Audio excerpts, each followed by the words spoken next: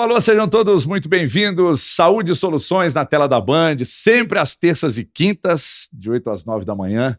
Sempre às terças com edições inéditas e às quintas com as reprises. Muito legal saber que você está ligado conosco aqui na tela da Band, no YouTube também.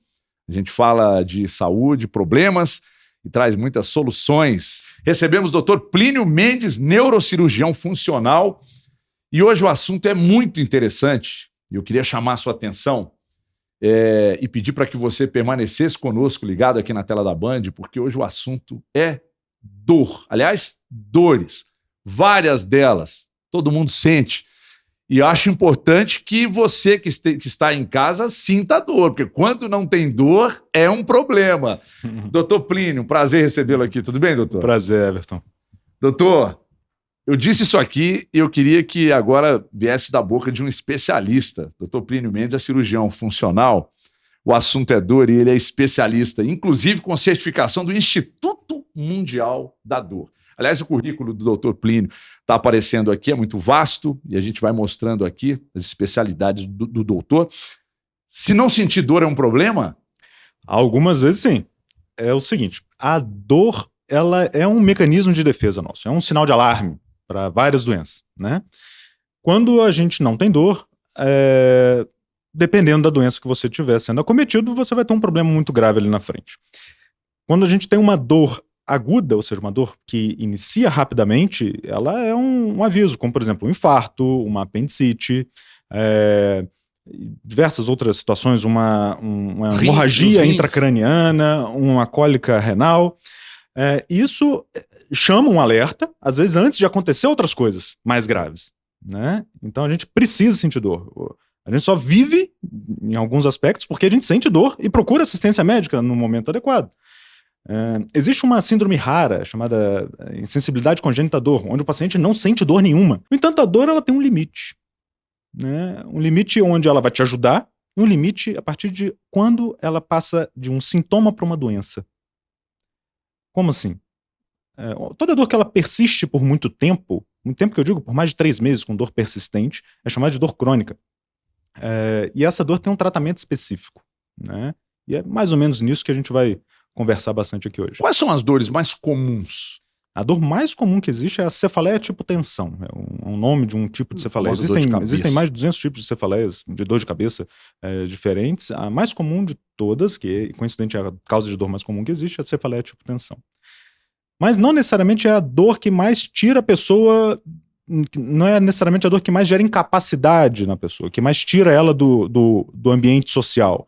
A dor que mais gera incapacidade é a dor lombar. Isso também está muito bem definido. A região lombar. Aliás, não estou falando da coluna necessariamente só. Falou de dor lombar, eu não posso perder a oportunidade de fazer uma consulta aqui no Saúde Soluções, porque é o seguinte, eu passei por uma bariátrica há 2 anos. Sim. Depois da bariátrica, com a eliminação do peso, e eu cheguei a eliminar quase 50 quilos, 49 quilos, eu comecei a sentir uma dor que me incomodava muito, exatamente uma dor lombar. Existe uma explicação para isso? E aí os colegas, as pessoas que estão ligadas, que também passaram pelo mesmo processo de eliminar muito peso num curto espaço de tempo, essa dor é comum aparecer? É comum e algumas vezes o que pode auxiliar muito nisso daí é o reforço muscular, é a reabilitação, né? Então assim, tem uma atividade física envolvida dentro desse programa de tratamento que não se acaba na cirurgia, ela é um contínuo, mas envolver ali nesse meio a reabilitação para melhorar a estrutura física, muscular do corpo, pode ser uma das causas da sua dor lombar. E as pessoas que se queixam, você disse que tem vários tipos de dores de cabeça. Então, voltando agora exatamente para a dor de cabeça, que seria mais comum. Eu disse antes da gente começar o papo que eu gosto de trazer muito para a minha realidade, porque eu sei que muita gente também repete o mesmo erro que o meu, que é dormir, às vezes, com a cabeça muito para trás, no travesseiro, ou o uso do celular. Você fica exatamente no movimento contrário. Os dois problemas geram dores de cabeça? Com certeza, com certeza. Qualquer posição que você fique muito tempo vai levar dor, em qualquer parte do corpo. Se eu ficar o dia inteiro sentado nessa cadeira conversando com você, eu vou ficar com dor também. E no caso do sono, geralmente a gente permanece numa mesma posição por algum tempo, algumas horas. até mudar e tal. Então, a posição inadequada, no caso você estando acordado ou não, no caso do celular você vai estar lá acordado, pode provocar dor também, sobretudo uma dor que se chama de cefaleia cervicogênica. É uma dor que vem da cervical, mais alta, geralmente, e ela irradia para a região occipital, aqui atrás, e com alguma frequência ela irradia também para a região frontal. E piora com a movimentação da cabeça, algumas vezes. Então, quando você fica em algumas posições inadequadas, pode gerar, no caso, a cefaleia cervicogênica. E como é que a gente pode diferenciar? Porque tem gente que sente dor de cabeça na testa, outros sentem na lateral, outros na parte frontal, outros aqui exatamente em cima da cabeça e outros. Por que dá essa diferenciação e qual é o que chama mais atenção, que pode apresentar alguma coisa mais importante? Em termos de perigo mesmo, a gente avalia outras coisas. A gente avalia febre, uma dor de início súbito, por exemplo. São coisas que não necessariamente vêm juntas, né? Mas paciente com, você fala dor de cabeça e febre. Ou então, dor de cabeça de início súbito, agudo, de uma hora para outra. Você fala, é muito forte, que às vezes provoca até uma crise convulsiva. Ou então, uma fraqueza num braço, numa perna, a gente pode estar diante de uma hemorragia intracraniana, por vários motivos. É uma emergência médica que vai ao pronto-socorro, dor aguda. Agora, no conceito de dor crônica, naquela dor que vem arrastada ao longo de meses, ao longo da vida, pode ter outros sinais que chamam a atenção para a gente separar uma dor da outra. Como disse, tem várias características, mas, por exemplo, a enxaqueca, né, que é uma dor muito frequente e incapacita muito também, ela vem associada com piora da dor, com barulho, com estímulo luminoso, né, às vezes algum cheiro específico, perfumes, por exemplo, comida, às vezes queijo, vinho, pode embutidos, né, pode desencadear dor. Quê? Substâncias que tem nesses alimentos. Tem gente que toma vinho e sente dor de cabeça porque tomou vinho. Às vezes pode ser o gatilho, o deflagrador de uma crise de enxaqueca, por exemplo. Noites mal dormidas, né? Então, cada local... Aí tá vendo como foge muito não necessariamente da localização da dor? A localização é um dos fatores, né? A dor que irradia para um lado, que é só de um lado, só do outro lado, dos dois lados, que é na cabeça inteira. Cada característica dessa aponta para uma possibilidade de diagnóstico. Né? E o senhor falou de dor e febre. Tá. Aí nesse caso... Isso é preocupante. Quando alguém está sentindo, por exemplo, dor de cabeça e automaticamente mediu a temperatura, viu que está com febre, por que é preocupante? A febre provém exatamente de uma infecção? Geralmente sim, uma infecção, a maior parte das vezes uma infecção viral, né? Mas, obviamente, junto de um outro contexto com mais sinais e sintomas, alguma coisa um pouco mais grave, a gente pode pensar até numa meningite, em último caso. Não é algo que é a primeira coisa que a gente pensa, né? Mas tem sintomas constitucionais também, como, por exemplo, dor no corpo, febre, dor de cabeça. Isso, às vezes, pode ser só um quadro gripal. Mas se tem uma característica maior, como febre, dor de cabeça, o paciente está confuso, tá meio desorientado, né? Aquilo foge muito do habitual dele, isso daí pode sim significar uma infecção do sistema nervoso, em alguns momentos, né? Aí a gente está falando de duas coisas ao mesmo tempo, tanto da dor aguda, que é aquela que vai levar o paciente ao pronto-socorro, quanto a dor que não leva necessariamente ao pronto-socorro, mas que tira dias de trabalho, que tira dias de vida funcional, de vida com a família, com os amigos, que é, no caso, geralmente a enxaqueca, né?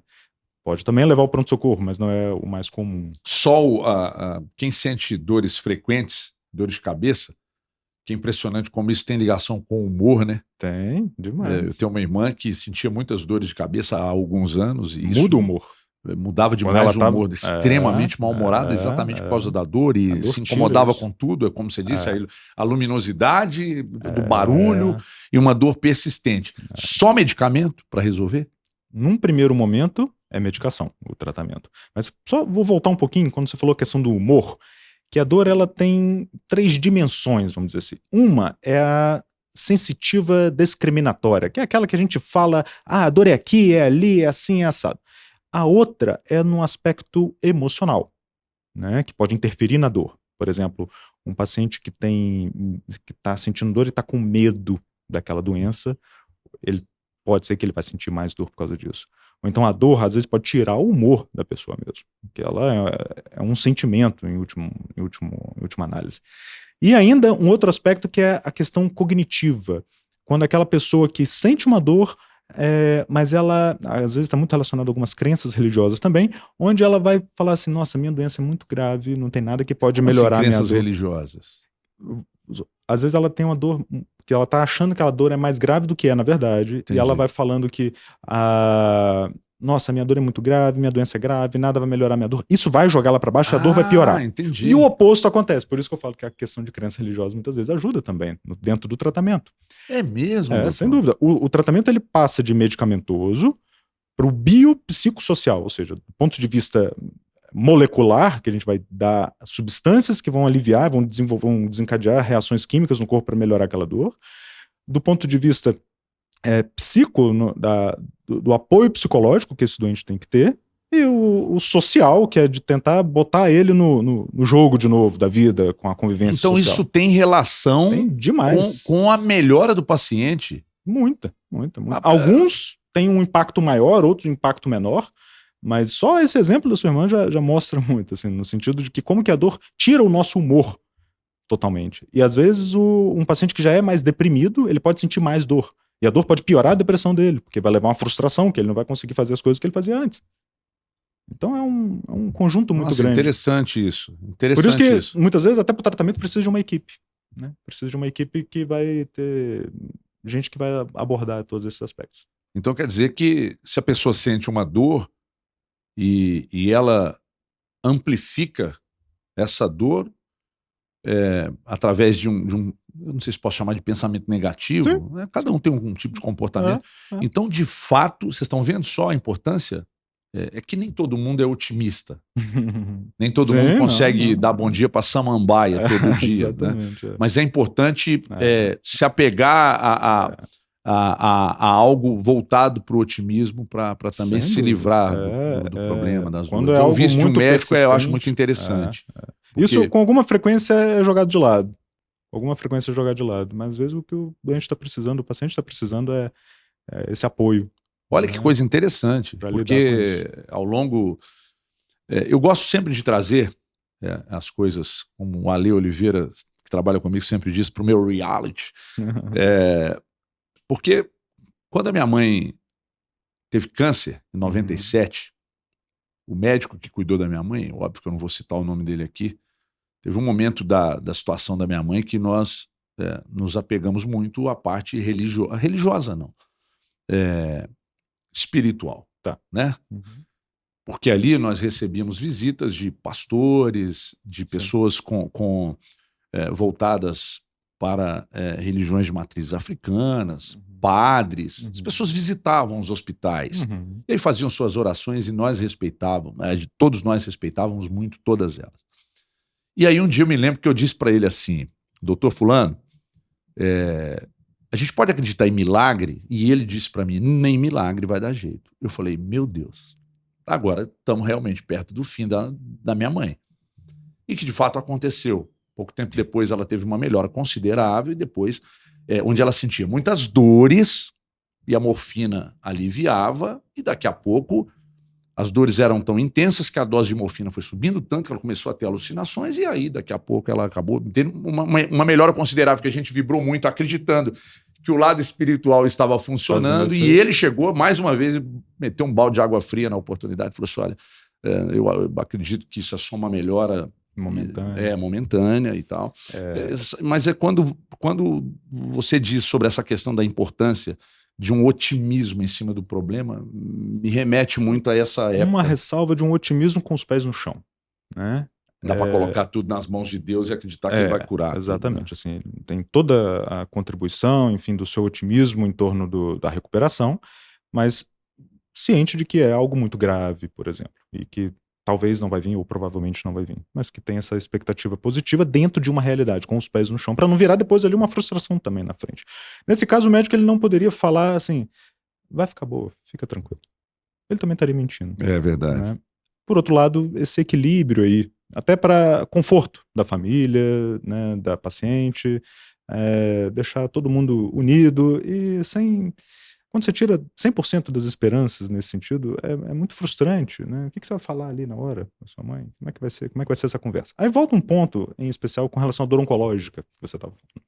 A dor do paciente com câncer é uma dor que é muito frequente, muito frequente. Pelo menos 50% dos pacientes com diagnóstico de câncer, em algum momento do curso do tratamento, ou no início, no meio, ou até depois da cura, vão ter dor. Dor que algumas vezes é a dor que leva também ao paciente ao hospital ou ao médico para fazer a primeira consulta. A dor do câncer pode vir também dos tratamentos que o câncer merece, né? Quimioterapia pode levar a dor crônica, às vezes, neuropatias de perna nos pés, polineuropatias induzidas por quimioterapia. Radioterapia pode levar a dor. Procedimentos cirúrgicos, alguns exames podem levar a dor. Em qualquer parte do corpo? O quê? As dores, quando faz quimioterapia ou radioterapia? Principalmente, na quimioterapia, principalmente nas extremidades. Certo. Mãos e pés. E radioterapia pode ser em qualquer parte, mas aí quando é próximo de alguns nervos é mais comum. Então, assim, o próprio tratamento do câncer pode levar a dor crônica, e o próprio câncer pode levar ao desenvolvimento de dor crônica por compressão de algumas estruturas. E existe tratamento eficaz para dor no câncer também, né? Desde medicamentoso adequadamente, não só com morfina, mas morfina também. Há alguns bloqueios específicos. O que é isso? É uma infiltração, é um anestésico que a gente coloca através de uma agulha que ela é colocada próximo de um nervo e joga um pouco desse anestésico lá. É possível fazer alguns outros procedimentos, é possível implantar uma bomba de morfina, que esse nome é feio, mas é um tratamento fantástico, onde a gente consegue colocar morfina diretamente na raque do paciente, através de um dispositivo eletrônico, sim, cheio de morfina dentro. É possível fazer uma série de outras cirurgias, neuroestimulação para alguns tipos de dor, enfim, uma série de coisas. Como neurocirurgião, quais são os sintomas, já que a gente voltou o assunto para câncer, quais são os sintomas, os primeiros de câncer na cabeça, por exemplo? O mais comum é dor de cabeça, depois vem Mas tem um crise local convulsiva. específico da cabeça, não, né? Não, depende da localização do tumor. Crise convulsiva, às vezes o quadro abre com uma crise convulsiva, o paciente tem um ataque de crise convulsiva. Às vezes uma fraqueza num braço ou numa perna, tá meio estranho, olha. Às vezes acha que é um infarto, por exemplo. Ou às vezes acha que é um AVC, vai fazer uma tomografia, uma ressonância, tem um tumor, por exemplo. Né? É isso. E nem aí... sempre para neoplasia do sistema nervoso, nem sempre a dor dor de cabeça é o sintoma mais frequente, nem sempre. Saindo desse assunto e voltando para dores crônicas, doutor Plínio, quando a gente começa, a partir de quando a dor passa a ser crônica? Então, a partir de 3 meses dela sendo uma dor em determinado lugar, persistente, essa dor naquele local, daquele mesmo jeito, passou 3 meses, ela ganha um novo título, que passa de uma dor aguda para uma dor crônica, e essa dor crônica ela é mais difícil de ser tratada. Quanto mais tempo ela vai passando, tem um paciente que tem 20, 30, 40 anos de dor crônica, quanto mais tempo passa, mais difícil é de tratar. Por isso que o tratamento precoce ele deve ser realizado até antes dessa dor virar crônica, obviamente. Né? Realizando o tratamento precoce, essa dor tem uma chance menor de cronificar, que ela melhora antes. Mas quando ela cronifica, aí é um outro capítulo que a gente começa, de alguns medicamentos específicos, procedimentos específicos, algumas cirurgias que existem. Né? Então, nós falamos aqui de procedimentos que aliviam até curam as dores, né? Começam com medicamento e passa por outros vários procedimentos. Eu queria só que... bom, a gente está falando de dores e eu estou falando aqui no Saúde Soluções com neurocirurgião. Muita gente que está ligada pode imaginar que estamos falando só de dores de cabeça, e na verdade não, em qualquer parte do corpo. Né? Então, só repetindo, doutor Plínio, começa com tratamento medicamentoso e só os outros procedimentos, por favor. Isso. Começa com tratamento medicamentoso, frequentemente associado a uma reabilitação, com fisioterapia, por exemplo.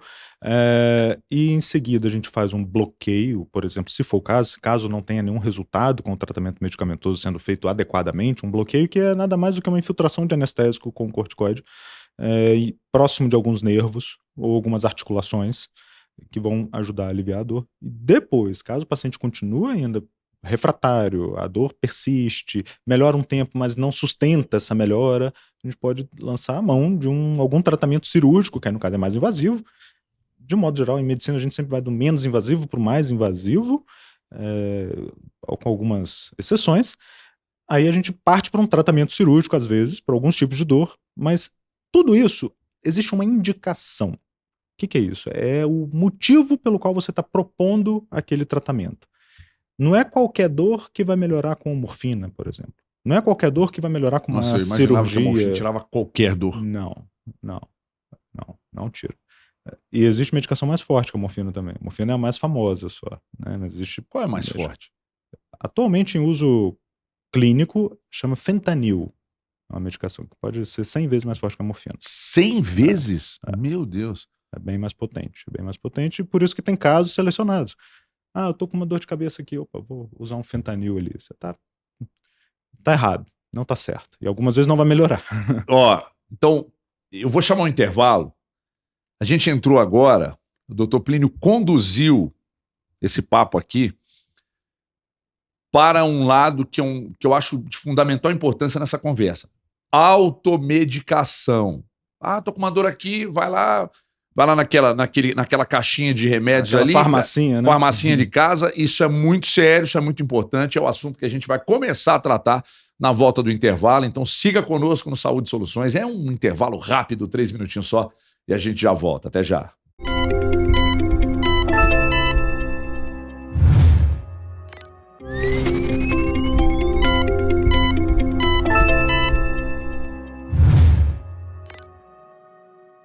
Muito bem, estamos de volta. E quando a gente sai para o intervalo, o assunto do intervalo aqui é sempre muito divertido, porque a gente acaba fazendo uma consulta. E hoje, com o Dr. Plínio Mendes, que é neurocirurgião funcional, eu falei no início do programa, e é sempre bom destacar, ele é certificado pelo Instituto Mundial da Dor. O assunto hoje é dor, ou dores, né? Você está falando de várias delas, em todas as partes do corpo.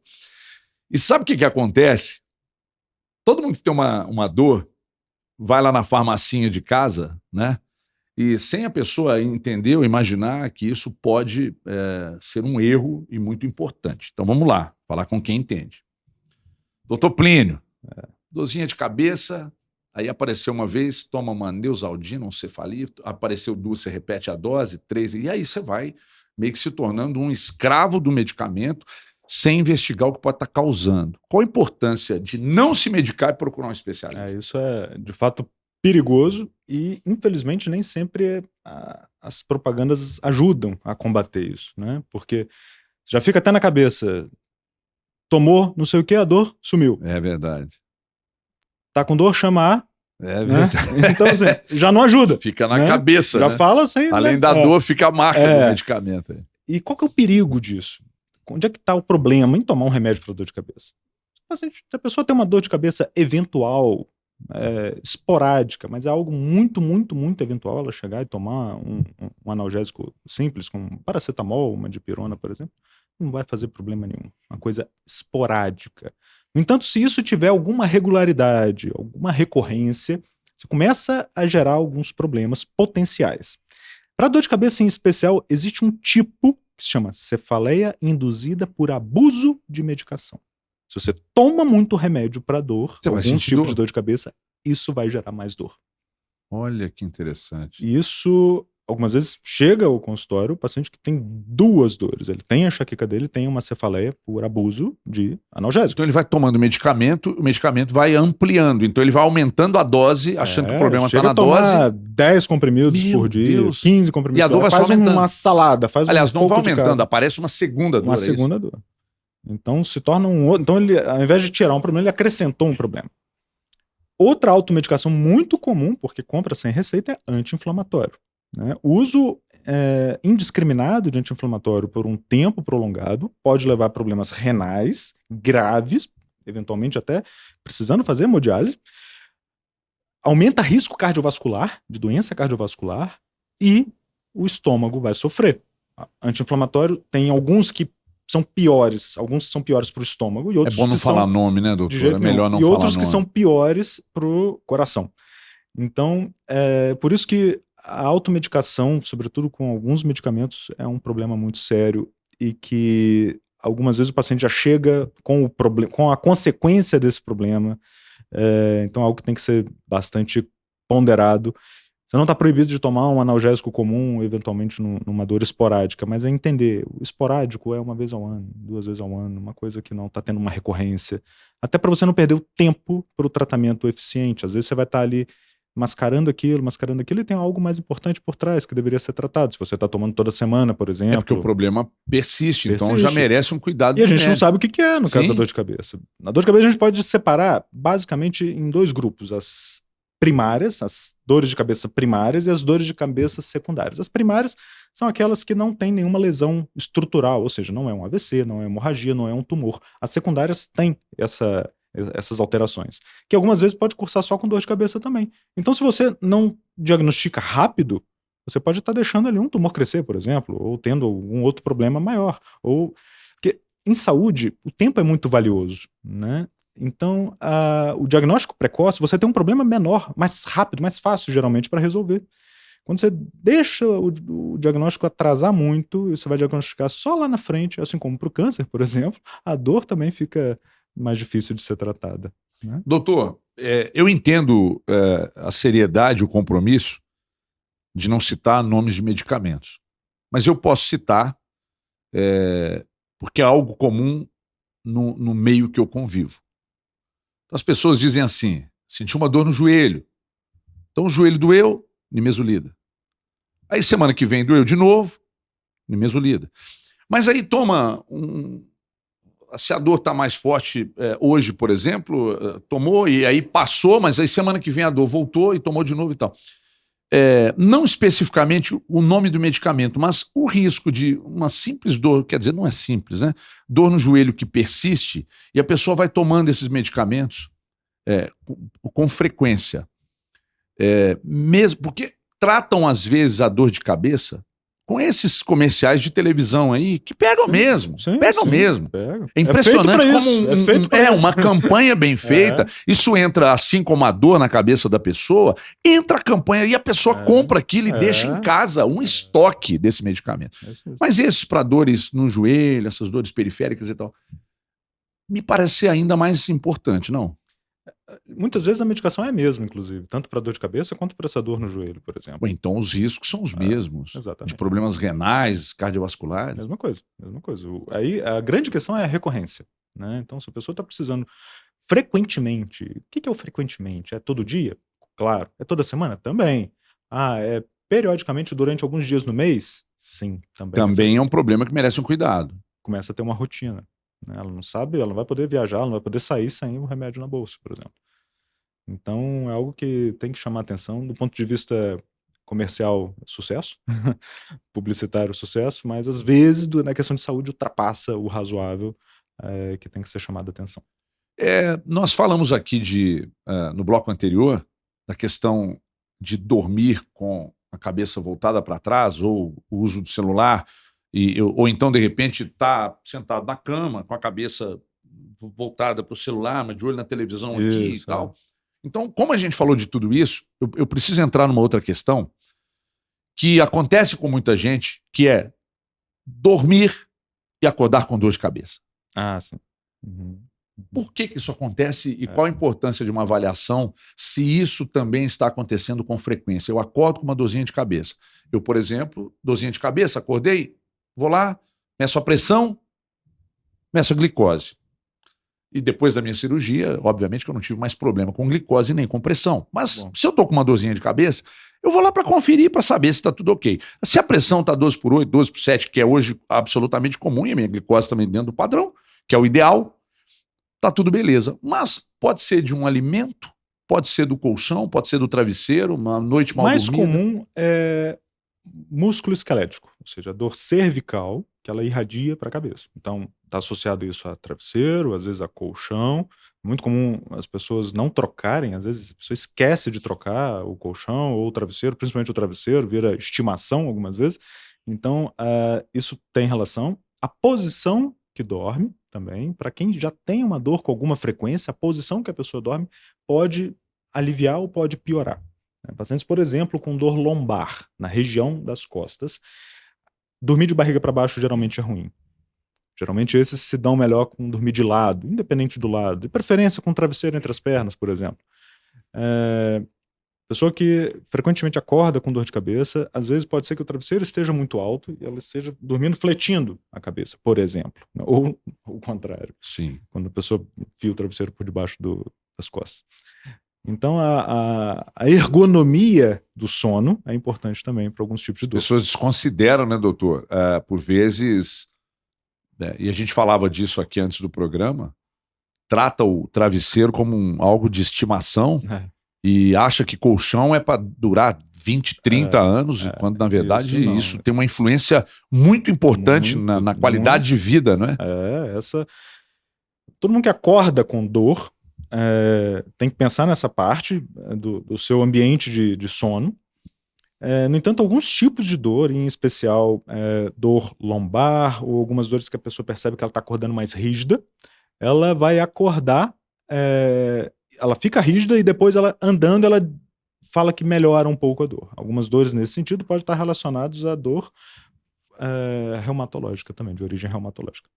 Que também, mais do que nunca, chama atenção. Procurar um especialista o quanto antes. Claro. Diagnóstico precoce, o tratamento é mais fácil para qualquer doença. Doutor, tem uma dúvida também, e veja você que está do outro lado aí, que eu nunca me importei aqui no Saúde Soluções em ter uma cronologia das perguntas e das respostas, porque não é uma entrevista, é um bate-papo, e eu acho que isso deixa os profissionais muito à vontade aqui. E aí, a gente falando de, dormir e acordar com dor, ou dormir com dor, a minha esposa sempre repete que a gente não deve dormir com dor de cabeça também. Tem isso mesmo? Assim, não tem nada específico com relação a isso, na verdade. Você não deve dormir com dor nenhuma, né? Mas não tem algo se for fácil a gente pensar em alguma... Se for coisa esporádica, eu posso tomar, se tá uma dorzinha de cabeça e é esporádico, tomo um analgésico e durmo e tá tudo bem. Ou às vezes a dor é pelo sono mesmo, né? Precisando descansar. Né? Então por vezes você tá sentindo uma dor que você acha que pode ser algum problema e é simplesmente noites mal dormidas. Seu cérebro tá precisando de um descanso. Né? Eu quero daqui a pouco, e vai ser no próximo bloco, inclusive, eu quero tratar dessa questão ou perguntar ao Dr. Plínio essa questão de noites mal dormidas, depressão, dores, tratamento, principalmente para depressão gerada, a depressão pode levar a um monte de outros problemas, tratamento disso também, que é muito interessante. Muita gente acha que existe só um tipo de tratamento para depressão, que é um assunto extremamente delicado, importante ser discutido, mas existem tratamentos, a tecnologia caminhando junto com a medicina, que podem ser muito importantes para você que está aí do outro lado, que tem o problema, ou alguém da família e tal, que tem um problema. Doutor Plínio, eu estou sentindo uma dor, uma pancada, fui bater uma peladinha, e aí tomou uma pancada na canela, no joelho, no braço, compressa quente, fria, morna, e a questão, se for gelo, sobre a pele ou põe uma proteção e o gelo sobre a proteção? Imediatamente após uma pancada, ou seja, algo agudo que acabou de acontecer, o jogador de futebol, isso a gente vê na TV, gelo. Nunca diretamente sobre a pele, sempre com uma proteção, né, para o gelo não queimar a pele também. Né? O gelo, nessa hora, ele vira um analgésico poderoso ali, a dor musculoesquelética, né, dor de articulações, de músculos, enfim, e ajuda muito. A dor, a compressa morna, eu reforço, morno, não é quente necessariamente, o morno é o calor que faz o efeito, geralmente para dor mais prolongada, dor mais crônica, sobretudo dor miofacial, dor de músculo, né? Aquela dor no glúteo, por exemplo, uma dor na coxa, batata da perna, trapézio, muito comum, uma dor que já se arrasta por mais tempo, geralmente mais de 3 meses, uma compressa morna durante 10 minutos, 15 minutos, a mesma coisa o gelo, pode ajudar naquele momento. E dor na garganta, doutor Plínio? O que tem? O que faz? Tem que diagnosticar, primeiro tem que diagnosticar. Vamos imaginar que a tal da garganta é inflamada. Tá. Além do medicamento, tem alguma coisa que pode aliviar? O gelo Própolis incomoda. Pode ajudar um pouco. Tem atividade anti-inflamatória. Mas assim, o gelo, quando bota alguma coisa gelada, você engole alguma coisa gelada, ele pode incomodar, mas não vai piorar. Então aí nós entramos num assunto interessante. Garganta Dói, inflamada. Incomoda. Se a garganta está inflamada, então consumir algo gelado tem nenhuma relação não de piora. Não vai piorar. Vai incomodar, geralmente a pessoa não quer, porque dói, incomoda. Mas todo mundo, tá vendo? Mamães, pega papais, algo morno. vovôs e vovós, vocês sempre falaram, garganta inflamada, evita o gelo. E aí o doutor Plínio está dizendo que não vai piorar, vai só incomodar. Não vai piorar. Mas que também não vai melhorar se consumir toma uma gemada. Toma uma gemada bem quente. Também não vai melhorar. Você vai ter conforto. É uma questão de sintomas. Você vai ter conforto. Só isso. Não é que vai acelerar ou E as atrasar. famosas pastilhas? Algumas delas têm uma substância analgésica também. Né? Alguns têm anti-inflamatório, outros só uma substância analgésica. Só vai aliviar só para o sintoma. Né? Por isso que eu estava reforçando antes a questão da importância do diagnóstico correto. Porque se você tem uma faringoamidalite bacteriana, uma infecção bacteriana da garganta, você pode usar isso daí tudo que ela não vai mudar nada. Ela vai talvez até piorar, porque você não vai estar tratando a causa, que é uma infecção bacteriana. Aí nesse caso é antibiótico. Então, o diagnóstico bem feito é o ponto de partida para o sucesso do tratamento e a ausência de complicações. Qual o principal erro que as pessoas cometem quando sente dor em qualquer parte do corpo? É a automedicação? A automedicação e outras vezes ficar focado só no sintoma. E não às procurar vezes, a causa. Não procurar a causa. Algumas vezes a causa a gente consegue explicar com com um texto, na verdade. Nem sempre é fácil. Outras vezes é bem pontual. E o tratamento, algumas vezes, ele é pontual também. Você precisa tomar essas medicações, precisa fazer atividade física, precisa fazer... Uma parte está com a gente do lado de cá da mesa, outra parte é o lado de lá, que é o paciente que tem que fazer. Eu não posso fazer atividade física por ele, eu não posso fazer com que ele vá à fisioterapia, ele que tem que ir, ele que tem que querer ir. Já que nós falamos disso, pegando aqui uma sequência de uma noite bem dormida, de atividade física e, por indicação, fisioterapia. Isso também pode ajudar consideravelmente. Muito, muito. Primeiro, quem tem dor crônica e dorme mal, quem dorme mal sente mais dor. Isso daí já está muito comprovado. Quem dorme mal sente mais dor. Então, buscar um sono de qualidade é importante diante de tudo aquilo que a gente falou. A fisioterapia, frequentemente, ela é necessária no acompanhamento do paciente com dor crônica, porque ele anda mancando, algumas vezes. Ele senta todo torto para a dor incomodar menos, porque se ele tentar sentar certo, ele vai estar incomodado. Às vezes ele tem alguma fraqueza em algum músculo, por isso que ele está poupando aquele, prejudicando outros. Então a fisioterapia vai tentar equilibrar isso daí. Existe fisioterapia para todos os tratamentos? De dor? Para a grande maioria deles, seguramente. E, sobretudo dor músculo-esquelética, né? Aquelas que envolvem coluna e membros, a fisioterapia é muito bem-vinda. Alguns outros tipos de dor, a fisioterapia pode colaborar também. E a atividade física é um outro ponto. Quem tem dor crônica é proibido ficar parado. Às vezes é o contrário. Às vezes a pessoa fala, não, se eu ficar fazendo isso, se eu andar muito para lá, para cá, eu vou piorar, a minha dor piora. Mas se você não movimentar, a sua dor vai piorar também. E o tratamento está no movimento também. Então tem que se movimentar. Mas eu não aguento, eu tenho dor. Então a gente tem medicação para você conseguir fazer sua fisioterapia, para você ir melhorando ali. Quando a fisioterapia estiver já no nível que está ok, o fisioterapeuta te libera para uma atividade física, por exemplo, né? E aí isso continua para o resto da vida, que vai ter benefício não só na dor, como benefício cardiovascular. Então, essas outras coisas que ficam margeando o tratamento medicamentoso, que às vezes o paciente ele quer um comprimido mágico, que tome e resolve tudo. Nem sempre é assim. Precisa muito dessa participação dele também, e ele é o ator principal daquilo tudo ali. Ele precisa colaborar nisso também. Um outro aspecto que a gente esqueceu de falar é o acompanhamento psicológico que algumas vezes o estudante vai precisar, né? Como a dor tira a gente do jogo.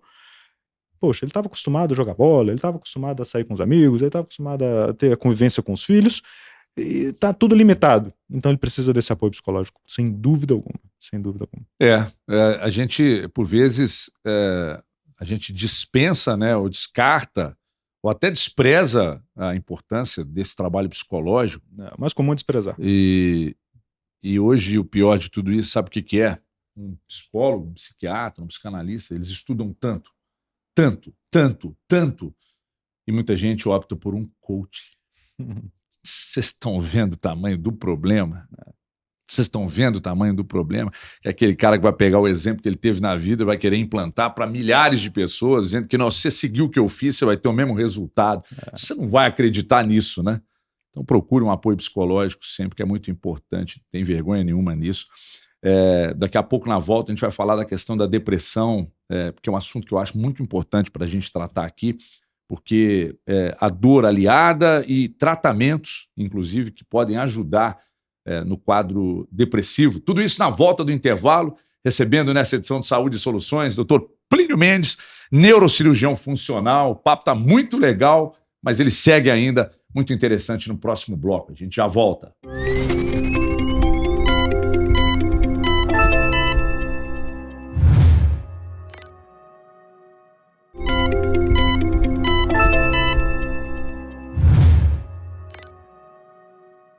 Muito bem, estamos de volta à Saúde e Soluções, tela da Band, YouTube. Lembrando só que os cortes dessas entrevistas estarão aí, você seguramente vai receber no seu grupo de WhatsApp, vai visualizar pelo Instagram, pelo TikTok, pelo Twitter. Então siga conosco que o papo é muito legal. E agora vamos entrar num assunto muito importante, que é depressão. A dor ou as dores na depressão e os cuidados, as técnicas que podem ajudar. Doutor Plínio estava me dizendo, também fora do ar, a gente bate um papo aqui, que hoje existe inclusive uma cirurgia, né? Uma técnica cirúrgica para cuidar, eu não sei se curar ou ajudar na questão da depressão. Gostaria que a gente entrasse primeiro nas dores relacionadas à depressão, o quanto isso pode piorar o quadro e dessa técnica cirúrgica, doutor. Pode ajudar tanto na depressão quanto na dor crônica, né? Todo paciente que está com uma dor persistente, né, ele tem uma probabilidade maior de desenvolver um quadro depressivo. Se ele já tem uma depressão prévia, em geral ele piora esse quadro, né?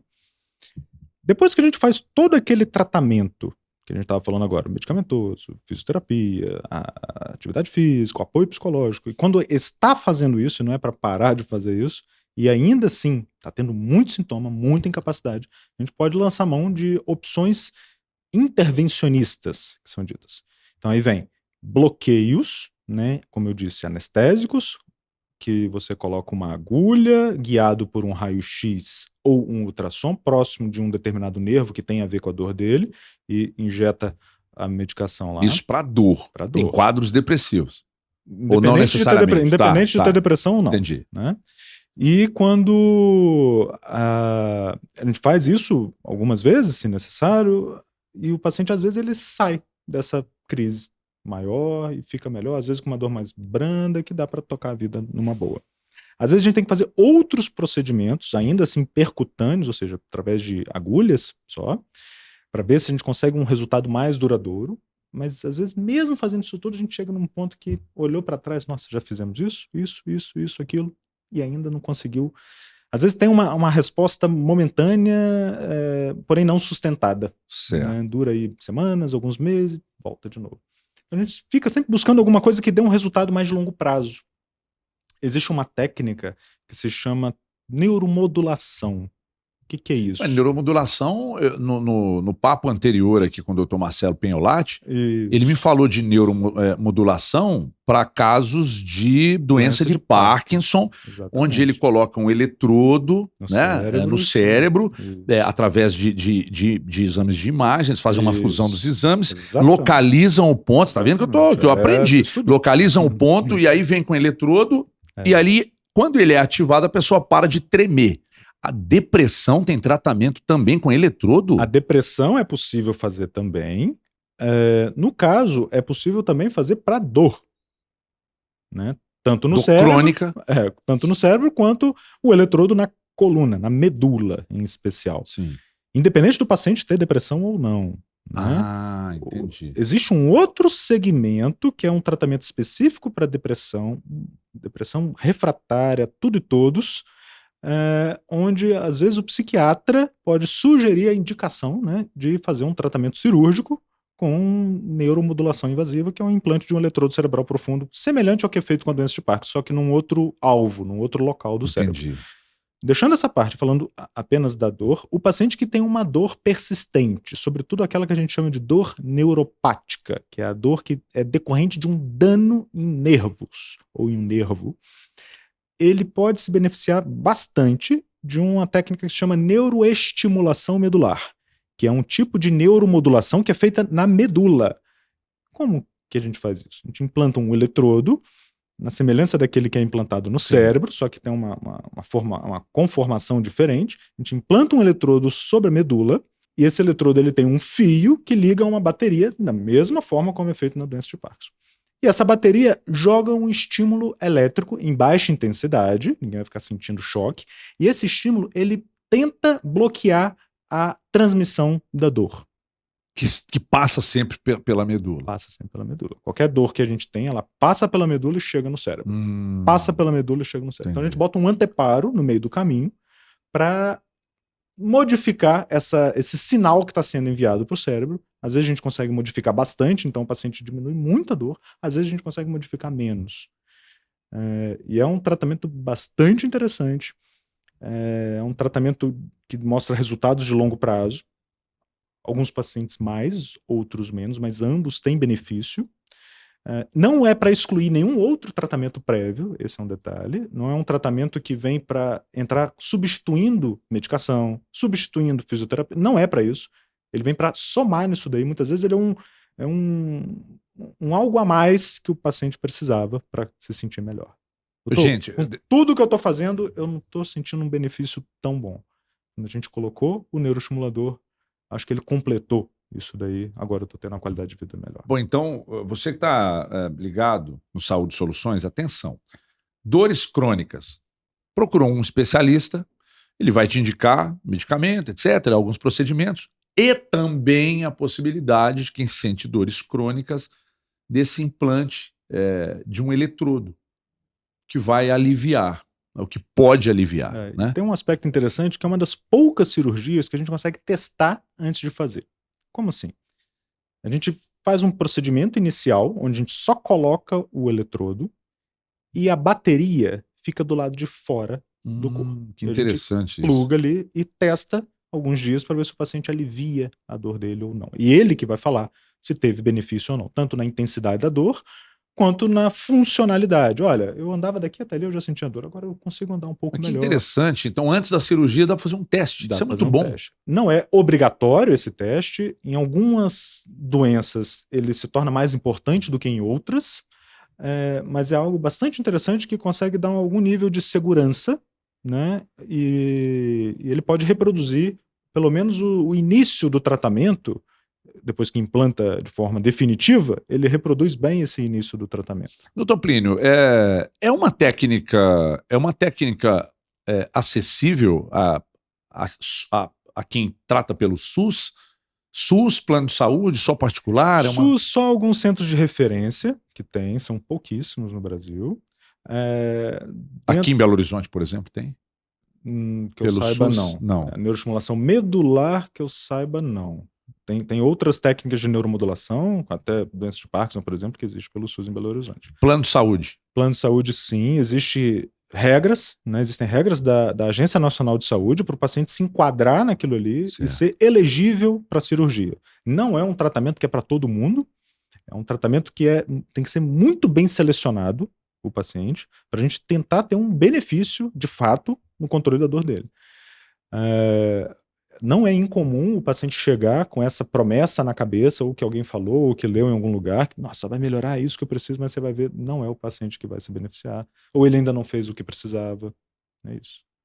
Então, há uma indicação e todo um procedimento para avaliar se há, aliás, uma indicação para esse. Assim como a doença de Parkinson também. Né? Não é todo mundo que tem Parkinson que vai se beneficiar, não é todo mundo que tem dor, qualquer dor, que vai se beneficiar do implante do neuroestimulador. São dores específicas, em doentes específicos e que já fizeram um protocolo. Mas por que é uma técnica que já existe há quanto tempo? O primeiro implante foi em 1964. Por que não é uma coisa... Por exemplo, a gente falou aqui da televisão, do offline, do rádio, da TV, que mostra muito... Bom, tomou tal, a dor sumiu. Tá com dor, chama tal. E por que esse tipo de procedimento, de técnica, não chega à população em geral? Olha, eu acho que, não sei nunca, mas Tanto acho que pouquíssimo tempo que provável de um existe. dia ter alguma coisa na TV sobre neuroestimulação medular ou tratamento de doença de Parkinson. Mas assim, programas como esse servem para isso, para informar a população do que existe. Agora, é um tratamento que tem um custo que não é um custo que você compra na farmácia, igual comprar um analgésico. E por isso também tem uma seleção muito específica de quem vai se beneficiar disso. E ao longo desse tempo, embora já exista bastante tempo, ao longo desse tempo a tecnologia foi se desenvolvendo e melhorando, aperfeiçoando cada vez mais. Não dá para a gente falar exatamente por quê, mas eu acho que tem que ter uma divulgação, não só para a população em geral, mas até para dentro da área médica também, que alguns profissionais talvez não conheçam ou não sabem que é acessível dentro da sua própria cidade, eventualmente. Essa estimulação, essa técnica, quem faz essa técnica de usar esse eletrodo na medula, necessariamente precisa seguir tomando medicamento? O objetivo do tratamento é aliviar a dor, não é retirar remédio. Se o paciente alivia a dor bastante, obviamente a gente vai reduzindo gradativamente a medicação, que ninguém vai tomar remédio que não precisa. Mas o objetivo que a gente tem que colocar em mente vai aliviar a dor, às vezes é um complemento para a medicação. Se melhora muito, às vezes a gente pode fazer um teste reduzindo um ou outro medicamento. Às vezes ele ainda vai precisar de algum medicamento. Frequentemente continua precisando e frequentemente consegue reduzir alguma coisinha, mas isso não é um objetivo primário que a gente bota na mesa. Doutor Plínio, é claro que o assunto é interminável, né? E a gente, por mais que a gente tenha perguntado tanta coisa, recebido tantas, inclusive nas respostas, complementos, tem algo que eu sempre faço questão de destacar isso aqui, pessoal, porque por vezes tem algo que o profissional considera necessário que seja dito aqui, que por vezes a gente não pergunta, né? Tem algo que é relevante, que nós não tratamos aqui, que você gostaria de passar para a nossa audiência?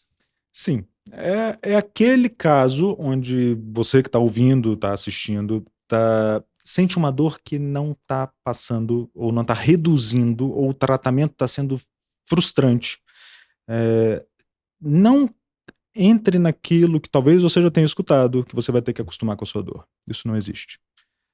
Toda dor tem tratamento. Nem sempre a gente consegue curar, mas com certeza a gente consegue algum grau de alívio e com isso melhorar a sua qualidade de vida também. Então sempre tem algumas coisas para ser feito e toma cuidado, porque quem está com muita dor e há muito tempo, ele entra num estado de desespero algumas vezes e fica altamente vulnerável a ciladas, né, a tratamentos que aparecem na internet, sem evidência científica, ao vizinho que falou não sei o que, quer fazer também. Então isso vira um potencial de problema muito grande.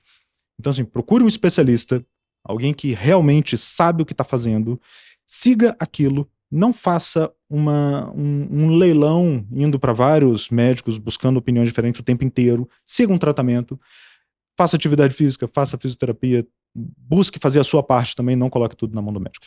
Doutor, para fechar, a tecnologia, as mídias sociais, a facilidade do acesso que as pessoas têm ao Google, por exemplo, tem contribuído positivamente para a sua classe, e aí a culpa não é do Google, ele está ali para coisas boas e coisas ruins, mas tem contribuído para a sua classe ou por vezes atrapalha? Porque, por exemplo, eu vou ao doutor Plínio, o doutor Plínio me pede uma série de exames, aí eu recebo antes do médico os exames, ao invés de eu ir lá levar para o médico ver os exames, eu vou para o Google de pesquisar e encher minha cabeça de coisas malucas que podem, inclusive, gerar um desconforto de dores de cabeça, que aí a minha preocupação passa a ser maior.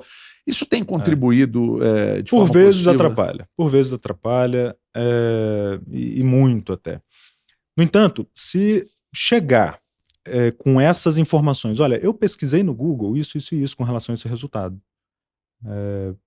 É isso mesmo ou não? Então eu acho que por um lado é até oportuno para já esclarecer para ele isso, né? Mas por vezes atrapalha de fato. né? Sem dúvida alguma. É que aquilo ali desperta na pessoa. Porque tudo é uma interpretação. É isso que eu ia dizer agora. A gente interpreta É. de uma maneira que pode ser oposta à interpretação médica. Quantas vezes Totalmente você pega um exame, daí você vai conferir as referências Nossa, e você pula pra fica trás. maluco. É. Ah, meu Deus, olha que eu tô muito fora da referência. Isso. Aí chega no médico, ele pega seu exame e fala, nossa, tá ótimo. Como assim, doutor? Porque olhando dentro de um contexto, É isso é aí. totalmente diferente. É isso aí. Jovem doutor Plínio Mendes, neurocirurgião funcional. Que papo bom. Falar de dores, né? Eu tenho certeza que agradou muito a você que está em casa, porque que bom que todo mundo sente dor, né? Por um lado. Que tem dores que são insuportáveis e a gente vai buscar um auxílio, né? Desde que ela não vira um problema, né? Que não vira um problema. E o problema que pode ser também para quem não sente dor de jeito nenhum, conforme a gente falou aqui no início desta edição aqui de Saúde e Soluções. Tem gente que não sente dor, é uma síndrome, e isso também é um problema grave, de não sentir dores. E o doutor Plínio disse, bom, quem não sente dor nenhuma, inclusive vive menos, né? Isso é muito sério. Doutor Plínio, muito obrigado pela vinda aqui no Saúde e Soluções, e eu me senti muito, eu fiquei feliz e lisonjeado quando num trecho de uma resposta, você disse que programas como este aqui são muito úteis, ao contrário da facilidade que existe hoje das pessoas buscarem informações com interpretações equivocadas. Aqui a gente tenta ajudar de outra forma. O lado positivo das redes sociais, o lado positivo dessa expansão toda, né? Obrigado, parabéns pelo trabalho. Pessoal, mais uma edição que se vai, mas a gente volta na semana que vem, sempre às terças e quintas, de 8 da manhã às 9 da manhã, portanto 1 hora de papo. É basicamente um bate-papo aqui com vários profissionais da medicina, e a gente tentando, a gente fala muito de saúde, mas tentando trazer várias soluções para vocês. A gente está por aí, no YouTube, nas mídias sociais e sempre aqui na tela da Band. Muito obrigado pela audiência. Forte abraço e até a próxima.